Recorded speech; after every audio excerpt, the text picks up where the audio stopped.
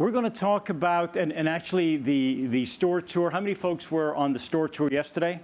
Okay, so the amazing insights that we learned from folks in the store tour, and now Brian's presentation, I think, lay a great foundation for what we want to talk about, which is data and personalization, but with a particular emphasis on how you as retailers need to use human data to personalize the customer experience. My bio and credentials, Debbie just summarized. And key to what I want to share with you is what we've learned in the course of the research. So what is the research teaching us? These hour-long, in-depth, specialized research interviews that we do with the customers and prospects of these major brands that you see listed, what are the customers and prospects of those thought leaders saying about how they feel about the customer experience that they are living through? And what Lindsay will share is the amazing Stitch Fix story in terms of how they are evolving to some of the most innovative customer experience work that we've seen. How many folks are familiar with Stitch Fix?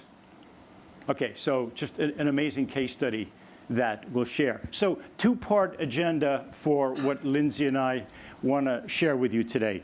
I'll go through two facets of VOC research learnings. The first is point number one, the learnings that today's attempts at personalization, persona, CX are just not living up to expectation. Bad news. Good news, this fascinating new dimension that, notwithstanding privacy concerns, customers are willing to provide very deep information to improve the customer experience.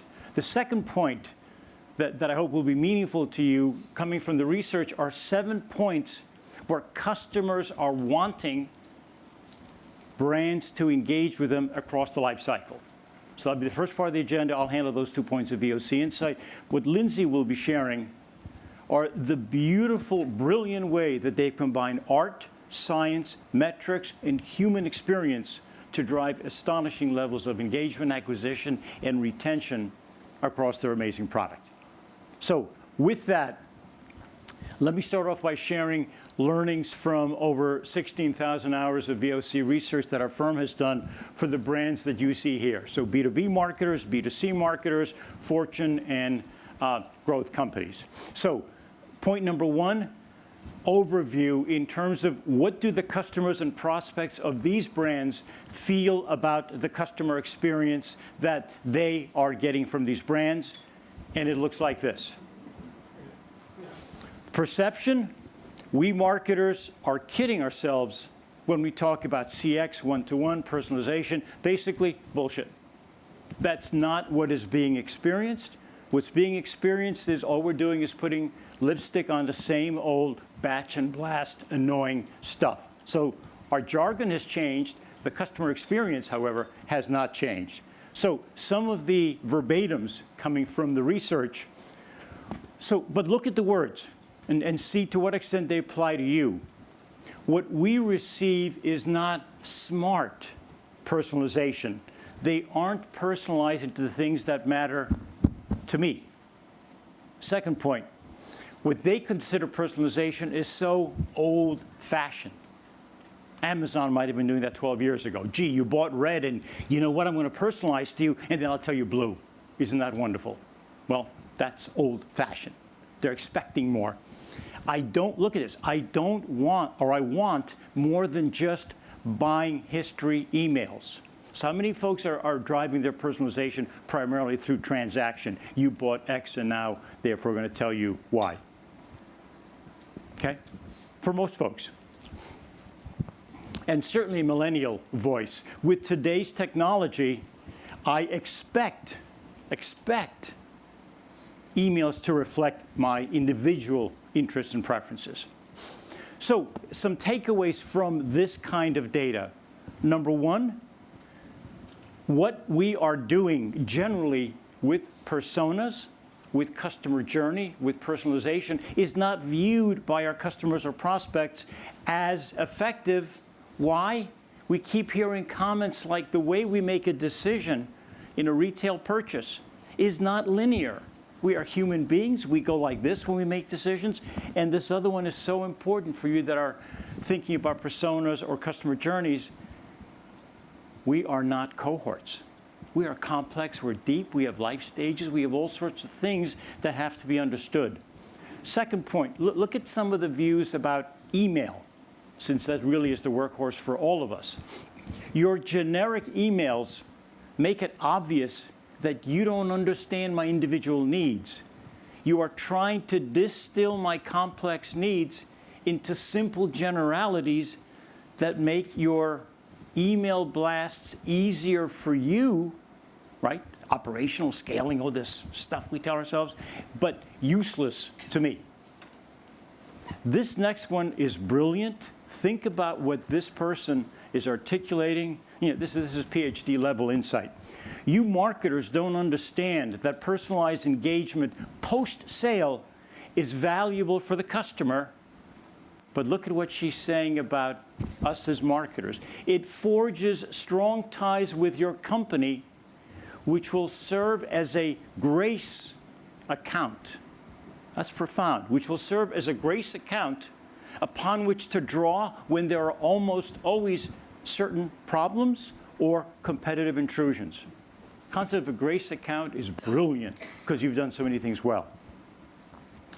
Here's the way that a Fortune CMO is viewing so much of personalization. We are using new CRM technology to automate our old bad behaviors. We're not being guided by how millennials or other customers are defining CX. So the end result of these tens of millions of dollars of technology, we're scaling to higher volume. We're doing more amounts of irritating and brand damaging spray and pray. So throwing technology against it is not what is working. So some other takeaways to help you think about personalization and CX in your business.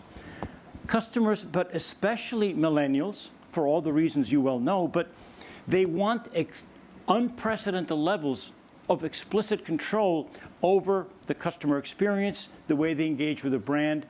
And for all of you, this gives us a unique challenge, which is we need to rethink our fundamental data strategies. What we've been doing until now with data is building our transactional history, doing overlays, doing demographic, doing psychographic, and all the stuff inferential, but it hasn't changed response rate. So we need to find a different way of thinking about data strategies. And what we need to consider is shifting from what we've been doing, which is implicit data. We're inferring that because a customer bought something or favorited or shopped or waitlisted or there was social media activity, we are inferring a whole bunch of stuff. That's implicit data. That's all built on inference. What we're learning across the board, particularly in the last 6 months of VOC research, is it is explicit data that makes the difference, and you'll see in some of the case studies, of the levels of engagement that you can accomplish. So explicit data is what? Self-profiled data that the customer is providing to you through your preference center, through links in your emails, through dialog boxes, where you're actively engaging your customers to give you this deep level of explicit data.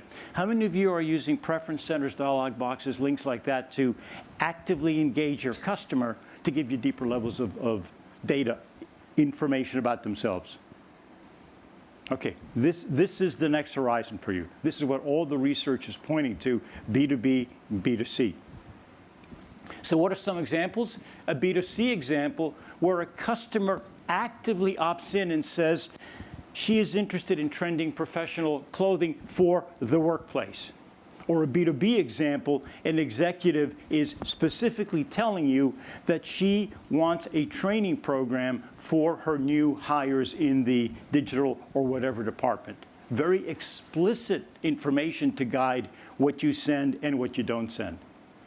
What has come out of all these thousands of hours of research is this amazing equation. And think about it. hopefully it's a framework that you can use to change what you're doing. We call it the reciprocity of value equation because it's looking at the value associated with my personal information and data. Consumer reciprocity is saying that because of the frustration with the mediocre personalization attempts, consumers are realizing they need to tell us more about who I am. And I'm willing to tell you that with the expectation that you'll reciprocate and provide much better value. So it's astonishing. The consumer wants to help us if they trust our brand, if we do this right. Okay, so there, we don't have an uphill there. But the second part is very interesting, and that's about us.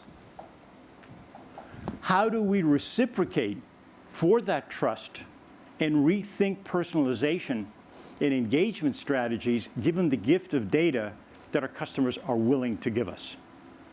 The third part is to rethink data and look at it from a human point of view. So what is human data? Human data encompasses points, BtoB or BtoC, opt-in information such as what is our personality type as a consumer? And I'm going to share with you some examples as to how human beings define themselves versus cohorts. What are my issues, needs, or expectations as a young professional, as a new mom, as a new married, or as the owner of a young company? How do they define their customer journey versus how marketing defines it in terms of everything is basically a sales opportunity? And what are their preferences in terms of message and media engagement? Those are all the human data components you need to augment your data files and database with. So look at this reciprocity of value equation, consumer reciprocity. How are you paying back from a business point of view? How are you defining what the human data is appropriate to your particular customer segments? So here's an example of what many of us, I think, are experiencing, which is a transaction-driven, not a human-driven communication. So I recently received this email, congratulations on your new arrival. As a new parent, you're going to find more to love, more to give, more to share. We're here to help on every step. Do I look like a new parent?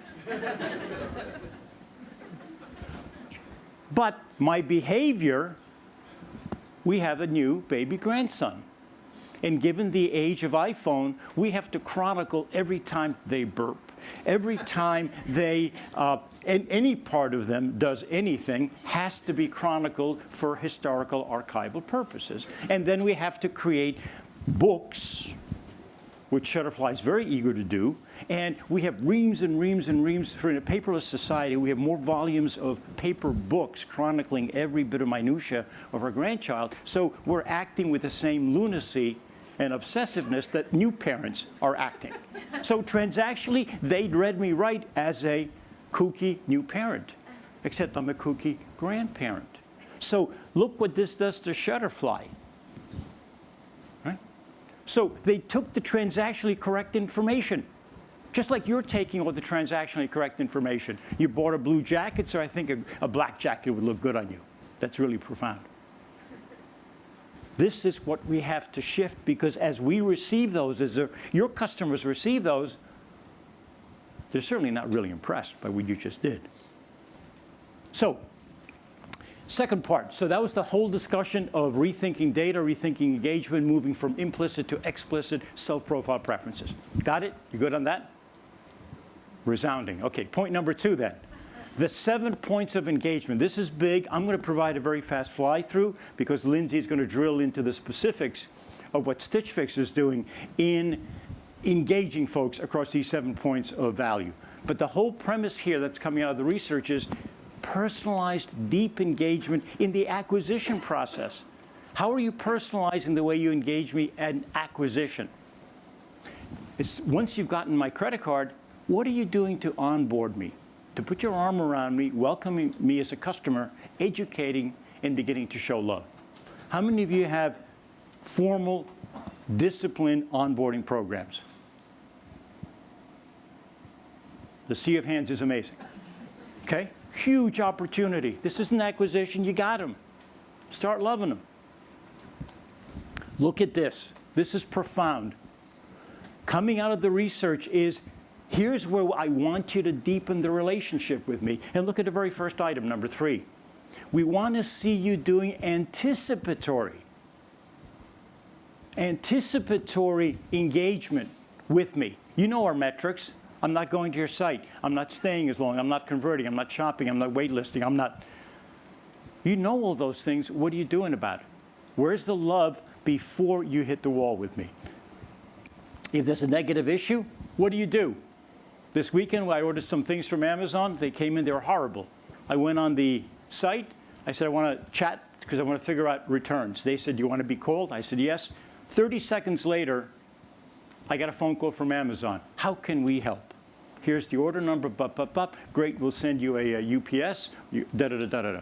Amazon called me within 30 seconds of going on their website. Brilliant. Outbound call centers can't answer the phone in 30 seconds, let alone Amazon calling me. So how are you handling problems?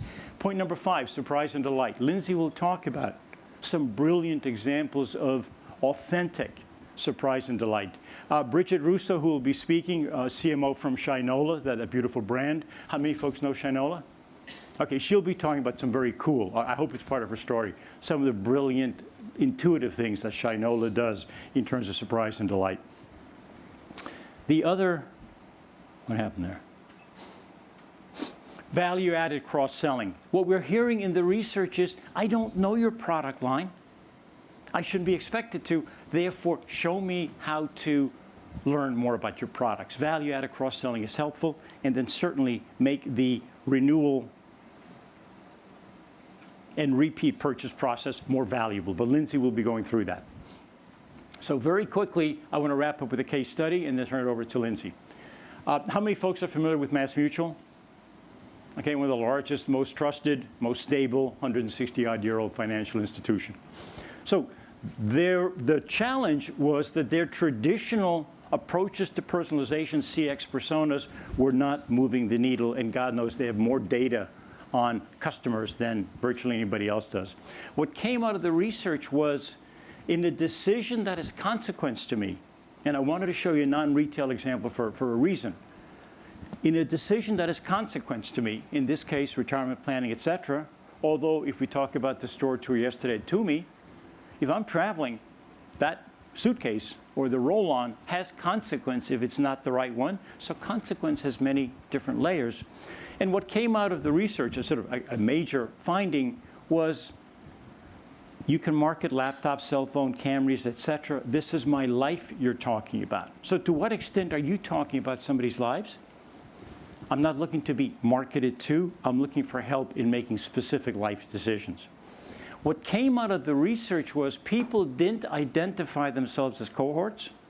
They identified themselves as, what's my human attitude toward retirement planning or the brand, et cetera, from these different categories. I'm too young. I don't have a beneficiary. It doesn't make sense to me.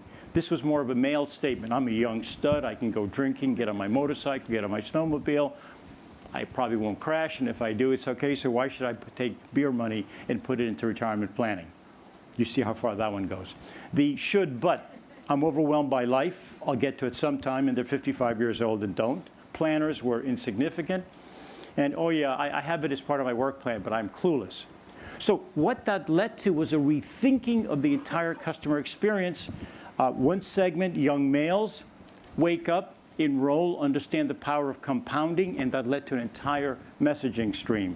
The second segment that came out of the research was, we never get rewarded for doing smart things. Good for you. You started, now do more.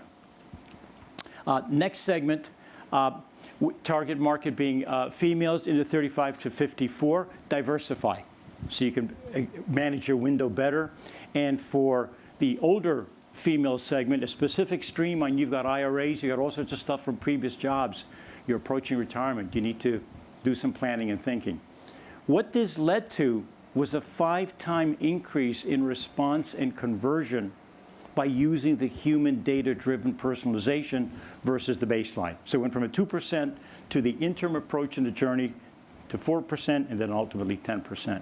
From a content engagement point of view, also learned from the VOC what human engagement meant, created an edutainment series, gave people the ability to opt in to receive certain content, and you see the numbers, 94% increase in open, 1,000% engagement, and the kind of numbers that follow. So this is big numbers to the bottom line. With that, I want to share this now with Lindsay in terms of the kinds of strategies that they are using to revolutionize the market. Thank you. Hi. Thank you. Thank you, Ernan. I'm Lindsay Ferstandig, and I'm Vice President of Marketing at Stitch Fix. And I'm going to share some examples of how we bring these ideas to life. But first, for those of you who aren't familiar, I'm going to give you a quick overview of Stitch Fix and what we do, starting with a little video. Sound. Without the sound. A little louder on the volume. OK, we're going to skip over that. All right, so that was a silent movie. All right, yeah. So here's the verbal version of this. So Stitch Fix is the first fashion retailer to combine expert styling, proprietary technology, and unique product to deliver a shopping experience that is truly personalized. And the way it works is quite simple. First, a new customer will go to our website, and we ask them to fill out a style quiz. And what this is they share information about their lifestyle, their personal preferences, their budget, their size, their wants, and their needs. Second, we ask the client to pick a date and schedule a fix, which is a shipment of personalized items. And that's it. That's all you have to do. What happens next is a true combination of art and science. First, machines will process the preferences we've gathered from a client and compare it against our inventory. The outcome is a prioritized list of the items that we have in stock and which ones we think are going to be the best match for a given client's needs. This information is then passed on to our stylist, who uses it as an input, but then implies their own judgment on top of that. They're able to read any comments that a customer has written. They're able to look at their prior history if they're a repeat customer. And they're able to really focus on using their expertise and building a relationship with each individual. The third stage is for this fix to be sent to the customer's home for discovery. And this is true experiential trial. They don't know what they're receiving. Everything is completely unseen, and they get to see what's in there and see what's been picked out for them. This is also the moment in which they start to experience that relationship with their stylist and start to build that connection. They get a note that explains why the pieces were chosen, so it isn't just pieces, but also an explanation and advice around how they can fit this into their life. And they get to start on this journey of building a closer and closer relationship with their stylist over time. But it doesn't stop there. It isn't about getting the fix into the customer's home and then hoping that they keep everything. It actually is not our goal for our customers to keep all of the pieces that we're sending to them. Our goal is for the customers to take everything out of the box, feel it, read the note around why that was sent to them, and try everything on, and then decide which items they love and they want to pay for and keep, and let us know why they love them. But equally as importantly, we want them to decide which ones are not quite right for them and which ones they want to send back to us. And this information loop is so critical to our business that we actually have this built into our system as a super easy way for customers to go in and provide what we call checkout feedback, where they not only let us know what they're keeping and what they're returning, but why. Because the information around what they love is equally as important to us as the information around what isn't quite right for them. Because this helps us to get better over time and continue on the journey of understanding our customers so that we can continue to serve them better. The last step is to give them a simple envelope that is self-addressed, stamped, so they can just put stuff in there and put it in any mailbox. Because we really want to make it frictionless for them to send things back, because it's really about learning and getting them perfect things. It's not about making a sale. The end result is a truly personalized experience where customers can't believe that someone who's never met them face-to-face can just really get them. And this incredible delight moment where all the pain and friction is taken out of the process, and it's just about getting you what you need and continuing to build a relationship. So we've talked a lot about data this morning and how you can use data to create really personalized experiences. And Stitch Fix is truly born from the idea that there is a better way to shop. and the data can be brought into retail in a new way to take the pain out of the experience. So rather than looking for a black dress and having to go into a dressing room and try 20 on, or going online and getting thousands of search results, what if there was just one sent to you and it was perfect and fit like a glove? That's what we're trying to achieve. And this vision of bringing data in to get that to be a possibility is how our company has been built from the foundation up. What this translates into is a company that has employed over 80 data scientists with everything from PhDs in rocket science to molecular biology, who are coming in and tackling the problem of how do you create truly personalized shopping experiences. And we have this ingrained in every way that we're doing business and every step of the process. And when we talk about using data to make great decisions and create personalized and excellent customer experiences, this can come in many forms. This could come in the form of using big data to infer the right thing to be sending to a client, or it could come in the form of using truly one-to-one data to figure out what we can do to create the right experience in that moment. And we actually believe that there's a place for both. Starting with big data and when you can actually create the best experience through inference, we do this all day and every day at Stitch Fix in the form of our styling algorithm. Let's take a new client who signs up for Stitch Fix. She fills out a style profile. She lets us know she loves skinny jeans, she likes a 28-inch inseam, she likes edgy details, and she really likes the color red. But she does not tell us whether she likes these pants or whether they're going to be the right fit for her or her lifestyle. We can make the decision around whether or not to send them to her based upon looking at all of the clients we've served in the past who are just like her. When they sent them back, were they right? Did they fit right? Did they meet her needs? Did she love them? And then we can use this information on top of what an individual client has provided to us to make the call around whether or not we should send these pants to the client, significantly increasing the likelihood that we're making the right decision and she takes them out of the box and has that moment where she has one pair of pants and they fit like a glove. There's also opportunities to be using more one-to-one data, and there's opportunity to do this in both implicit fashion as well as explicit fashion, as Ernan mentioned.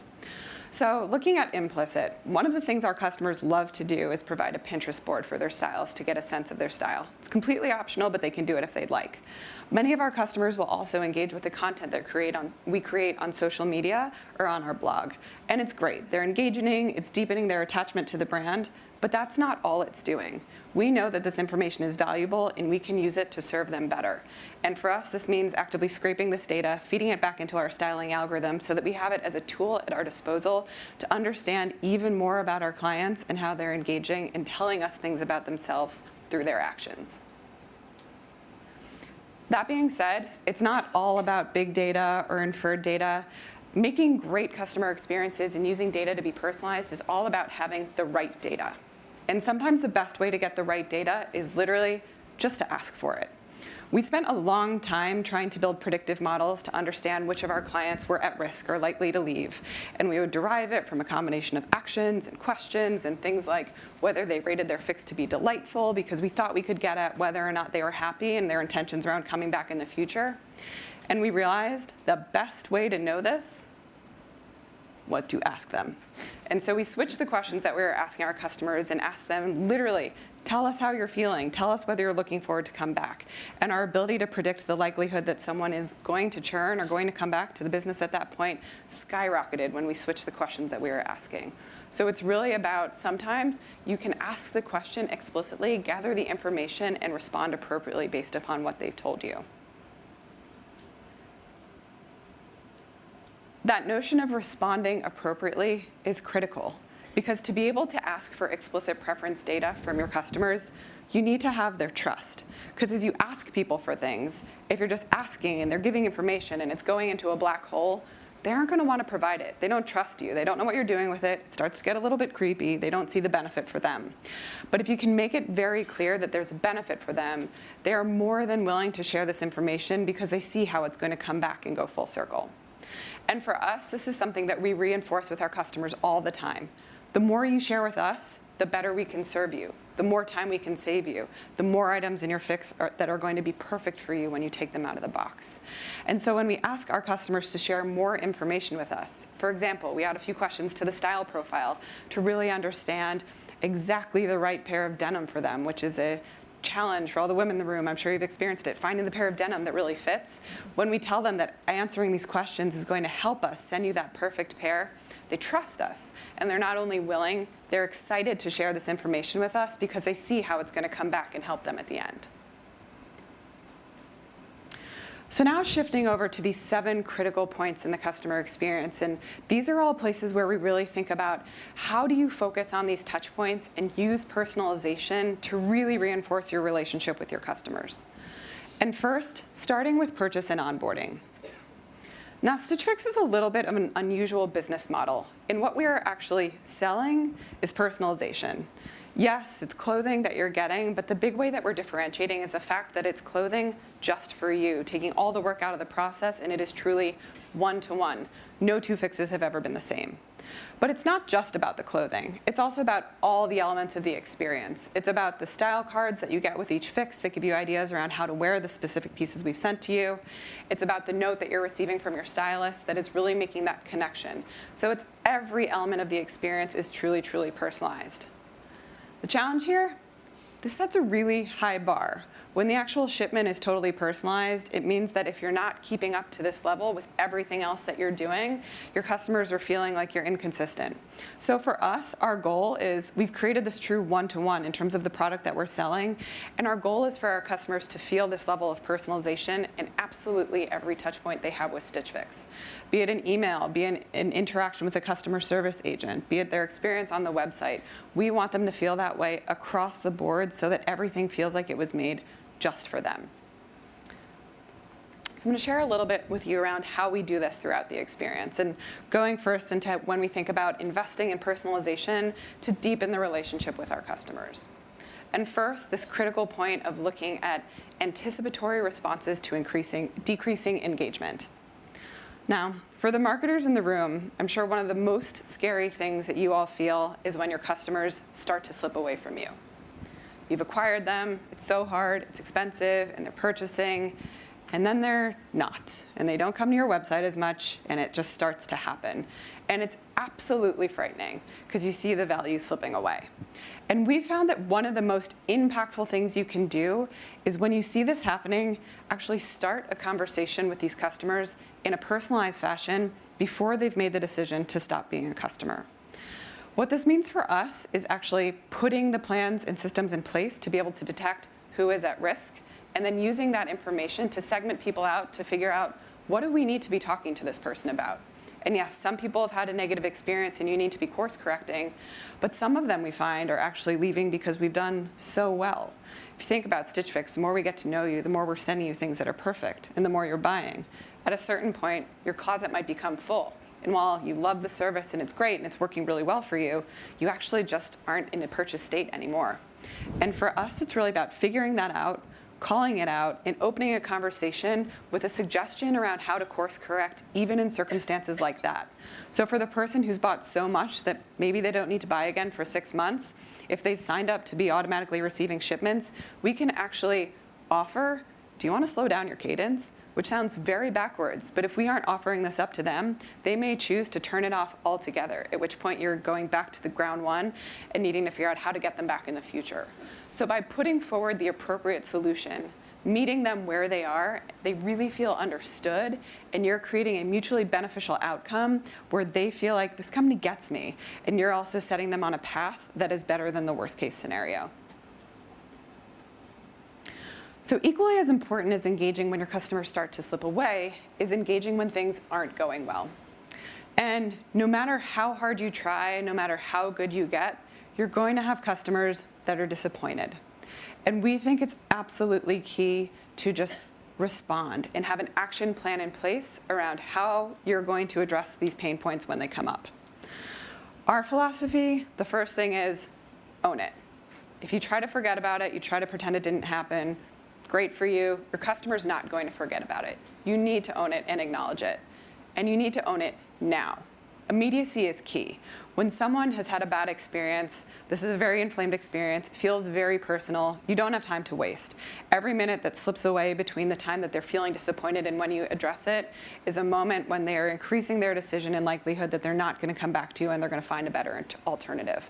Or they're telling people about something that went wrong with your business. So getting in there right away to course correct is critical.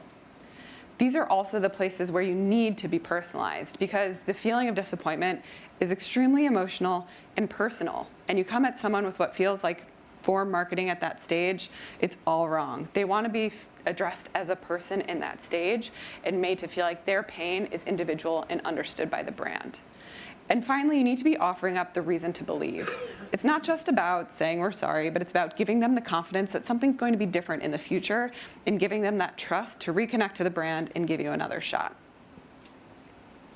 And now sometimes your customers are going to tell you that they're upset, but sometimes they're not going to provide this information explicitly. And take our business as an example. Sometimes we'll get a shipment back from a customer, they've sent all 5 things back, and they haven't gone online to fill out their checkout survey, which is optional. So you could say, they didn't tell me they were upset about this. I'm going to move on to the next customer.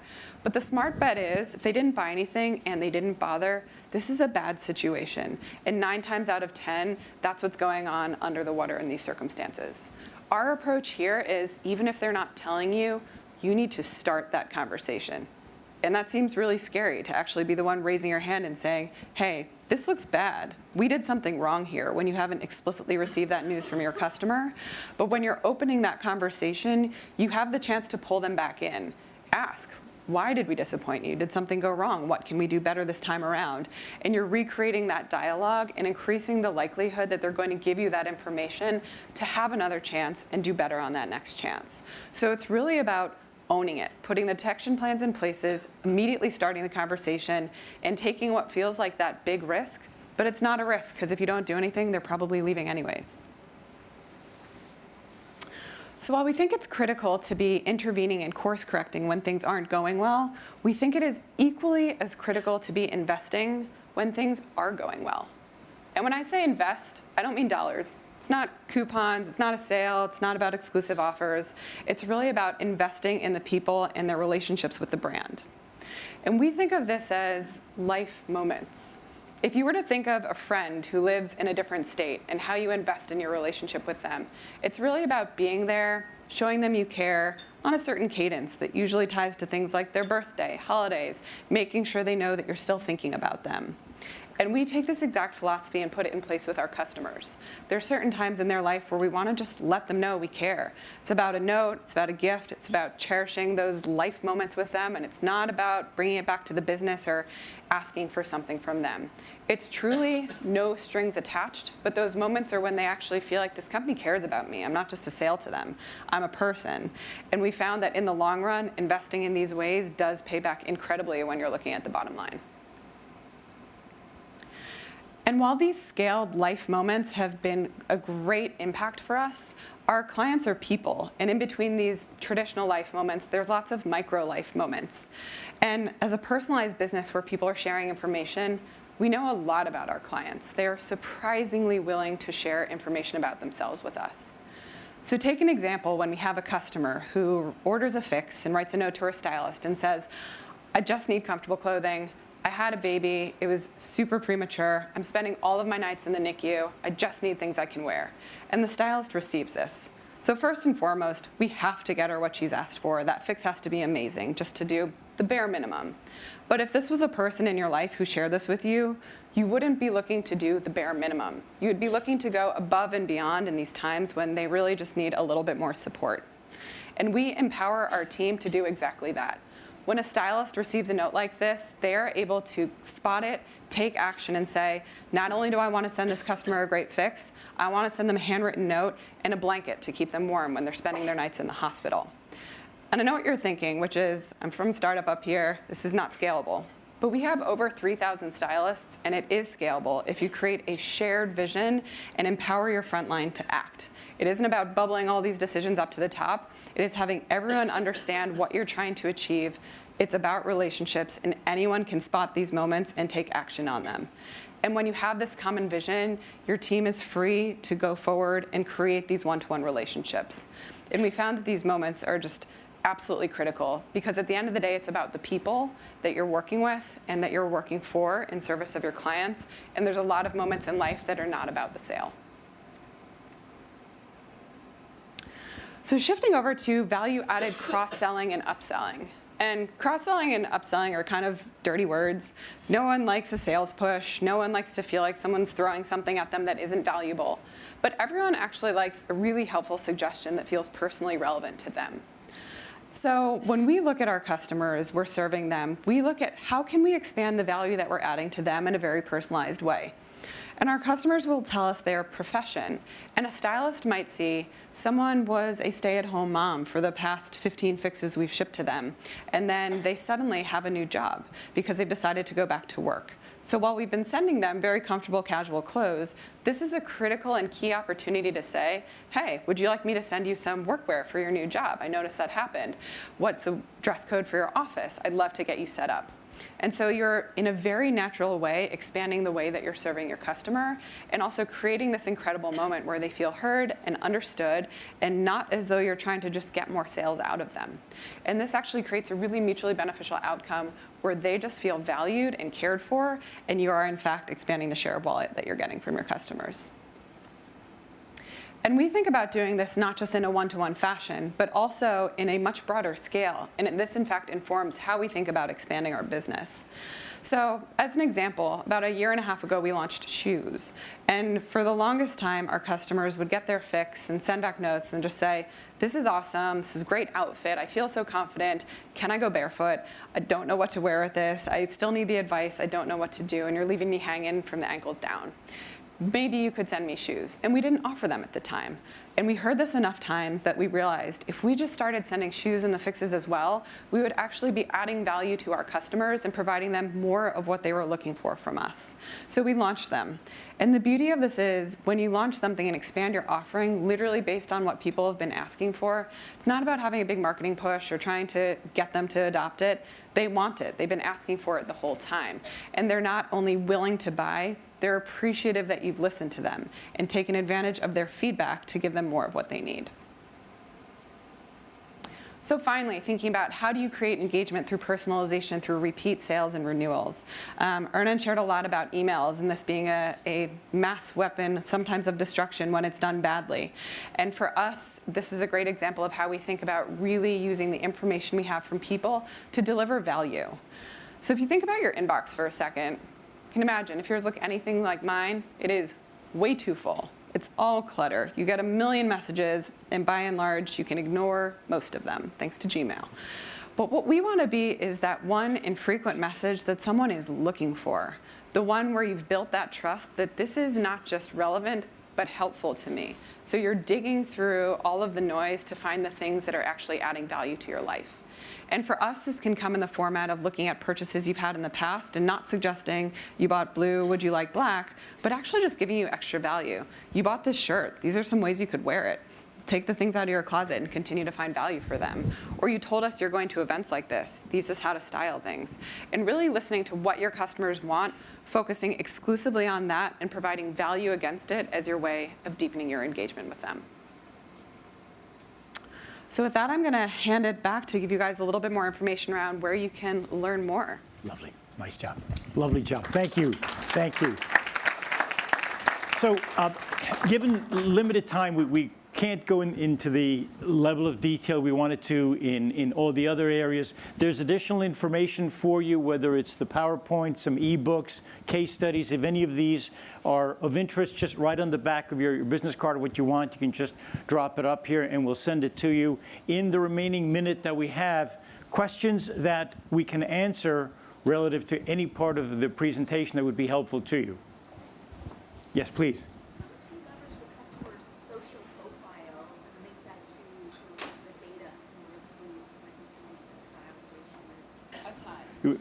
You want to repeat the question? Yeah, so the question was how much do we leverage a customer's social profile and link that to the data? The answer is a ton. And it's all at the discretion of the customer. Some people want to share that. some people don't. So it's not a mandatory, but if they do want to share it, we use it in both a qualitative and quantitative sense to better serve them. And it's all about just another channel to get to know them, get to know their preferences, and for them to easily, and through the course of their everyday behavior, be sharing more about themselves with us so that we can serve them better. Any other questions? Okay, one quick question that I would have. So we're talking about scaling a business, operational profit. We're hearing, one of the first hires that the CEO of the company made at Stitch Fix was to hire the person who created the recommendation engine at Netflix. So they're very algorithmic. You heard that they have 80 data scientists. What are they doing with 3,000 human beings doing stylist work? How is that scalable? Yeah, so it's absolutely scalable, and we also believe it's absolutely critical. And you could say, shouldn't we just be getting rid of the people? Shouldn't we be using the algorithm to replace them? But we believe that it is actually the marriage of the data and the algorithm and the people that creates the best outcome. And there's something about the relationship and something about the personal level of understanding that can create a greater end than you could with just the data alone. So the way we think about it is our stylists are super powered because they have the algorithm as a tool, and it's not just about someone making a decision, it's about someone having the best tool possible to then use that and make an even better decision on top of that. So they all have this benefit, but then they can really focus on curating on top of that and building a relationship with the customer and having that customer feel that this isn't the outcome of data, this is really the outcome of a person there for them, in looking out for their best interests and creating a great experience. Brilliant. We hope that this has been helpful. If you want any of that information, just jot on your business card what you want, leave it up here, we'll send it. And thank you very much. We now have the networking break. Thanks, folks. Hope this was good. Thank you very much.